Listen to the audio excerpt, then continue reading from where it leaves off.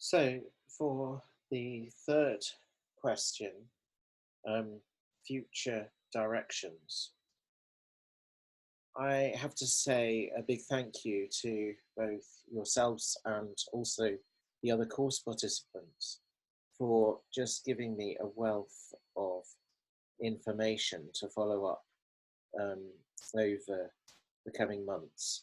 I'm just showing you here my Digo. Um, And you can see that almost all these sites are ones that I have added in recent weeks.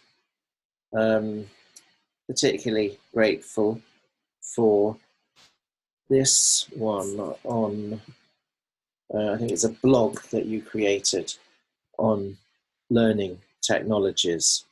And I will be looking in greater detail when I have the time, which won't be anytime soon, at the technology used for managing a pre-sessional. I think this could be useful for Brooks. And one thing I particularly want to follow up is your suggestion that articulate storyline is helpful in that regard. So that's on the agenda, as is Voyant Tools. So I would, you recommended this as very sophisticated corpus linguistics software, and I have heard of it before. I have actually tried it out, but wasn't able to fully exploit it. So I'd like to further my knowledge where it is concerned. And then I also want to follow up this site that you recommended in the forum about video tools. I liked VideoAnt, Edpuzzle, and TED-Ed. I thought they were all great. But I felt with this alternative that there's the possibility of maybe integrating, of being able to demonstrate more creativity when it comes to putting together some sort of activity.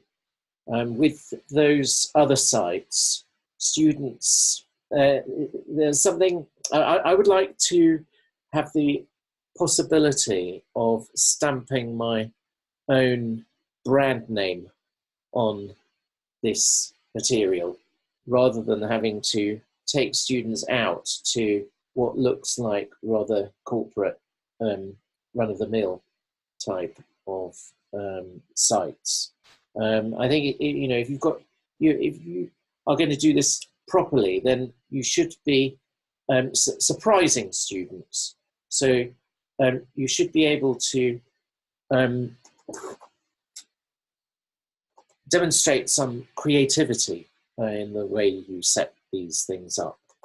And I'm hoping that by making use of this site, I would also be able to learn some HTML5, which would be is the way forward. And it's a bit of a shame because I spent a lot of time in the past trying to learn Flash.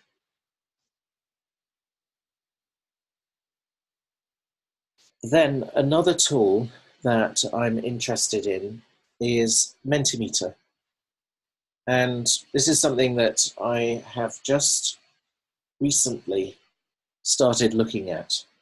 It's interactive presentation software, and what I think is wonderful is the opportunity it provides for students to engage. So you can see I'm now clicking on the heart on my mobile, and then there's the opportunity, if students aren't happy with the way things are going, for them to click on the thumbs down. I think that would be a good way of keeping a sense of engagement in the class. In fact, That's just the tip of the iceberg. There are all sorts of interactive possibilities with this software, which I want to explore. So I think, yeah, that will keep me busy for the time being. And I'm going to sign off there. Excuse my rather garbled explanations. Bye-bye.